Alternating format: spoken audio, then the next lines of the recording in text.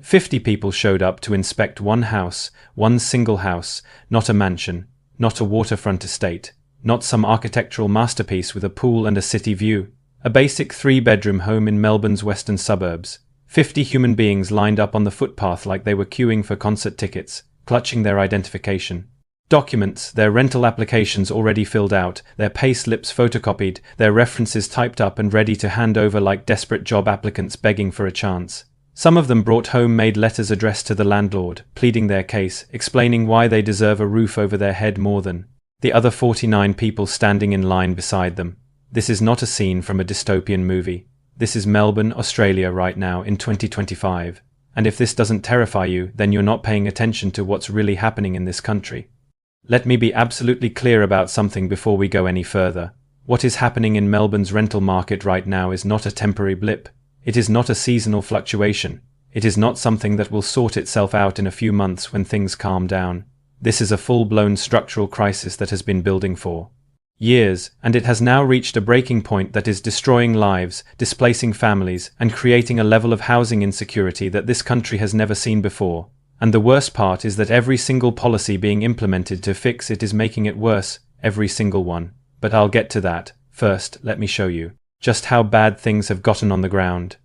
Melbourne's rental vacancy rate currently sits at approximately 1.1%. To put that in perspective, a healthy rental market operates at a vacancy rate of around 3%. At 3%, tenants have reasonable choices. They can compare properties, negotiate rents, and find something suitable within a reasonable time frame.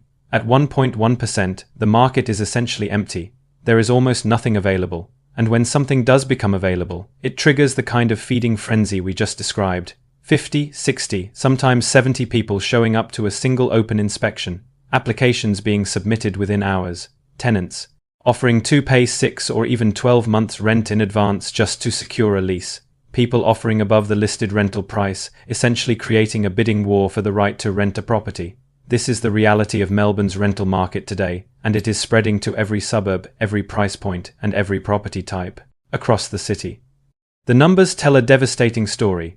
According to PropTrack data, Melbourne's median weekly rent for a house has surged past $550 per week. For units and apartments, it has crossed $450 in most inner and middle ring suburbs. Year on year, rents across Greater Melbourne have increased by between 8 and 15% depending on the area. In some pockets of the city, rents have jumped over 20% in just 12 months.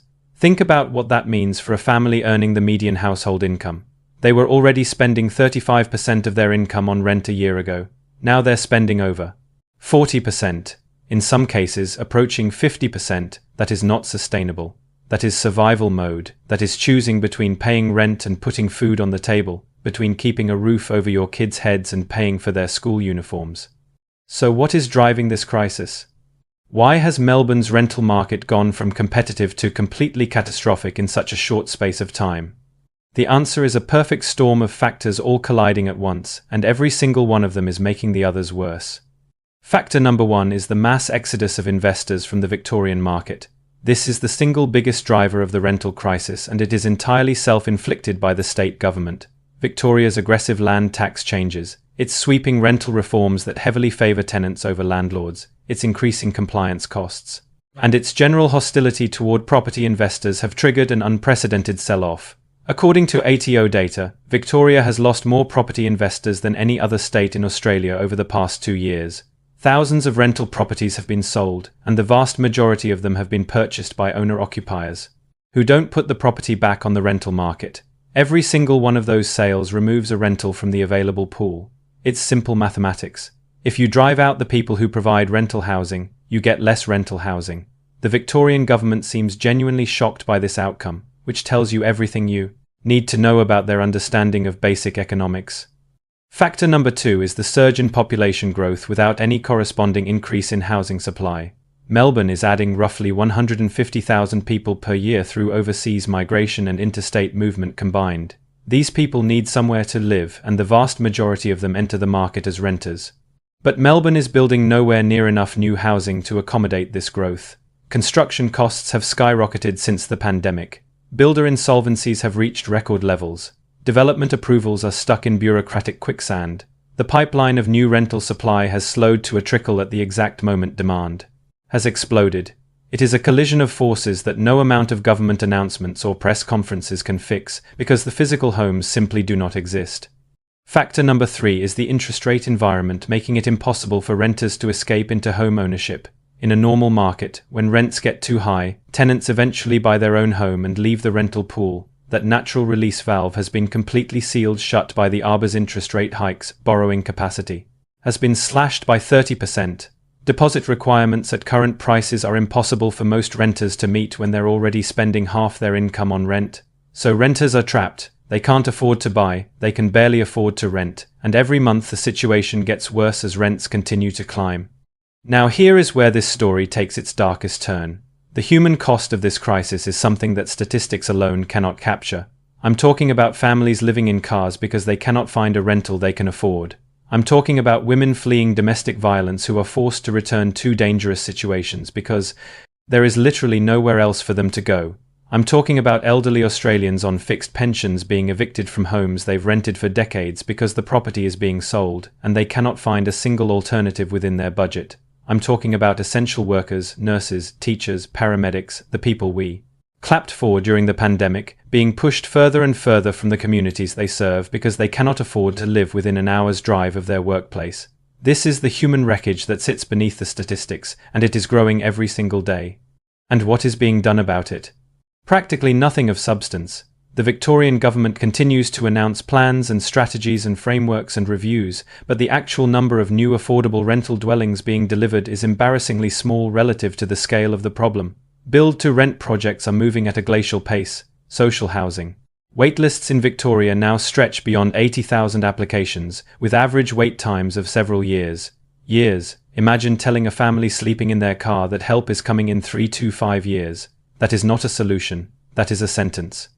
The federal government's Housing Australia Future Fund has been marketed as a game changer, but the numbers simply don't add up when you compare the proposed 30,000 new homes over 5 years to the hundreds of thousands of additional dwellings needed across the country. It is a drop in an ocean of need.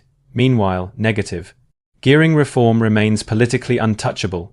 Immigration levels remain near record highs with no housing prerequisites attached. And local councils continue to block medium and high-density development in the established suburbs where renters actually need to live. Every level of government is failing. Every single one. So what does this mean for you watching this right now? If you are a renter in Melbourne, I need you to understand that this market is not going to improve anytime soon. I wish I could tell you otherwise, but that would be a lie. The structural forces driving this crisis will take years to unwind even if perfect policy decisions were made tomorrow, and perfect policy decisions are nowhere in sight. Protect yourself. Get your applications ready before you need them. Build your rental resume. Understand your rights. Start looking for your next property well before your current lease expires, because the competition is only going to intensify. If you are an investor watching this, understand that Melbourne's rental market represents one of the most severe supply shortages in the developed world right now. Rental yields are climbing. Vacancy rates are near historic lows. Demand is overwhelming. But you must weigh that against the Victorian government's ongoing regulatory assault on landlords. The returns might look attractive on paper, but the holding costs, compliance burden, and political risk in Victoria make it a very different calculation than investing in Queensland or South Australia, where governments are actively courting your capital rather than punishing it. If you are a homeowner, understand that the rental crisis doesn't exist in isolation. It affects your property value. It affects your community. It affects the essential workers who keep your schools, hospitals, and emergency services running. When those workers can't afford to live in your city, the quality of every service you rely on deteriorates. This crisis touches everyone, whether you rent or own. This is the ugly reality of Melbourne's rental market in 2025. 50 people fighting for one house is not an anomaly. It is the new normal, and until something fundamentally changes in the way this country builds, regulates, and distributes housing, that line on the footpath is only going to get longer. If this video opened your eyes, smash that subscribe button right now and hit the bell so you never miss an update. Drop a comment below and tell me your rental horror story. I want to hear it, and share this video with anyone who needs to understand what is really happening in Melbourne right now. If you want to see which Australian cities still have affordable rental markets, watch the video on screen. I'll see you there.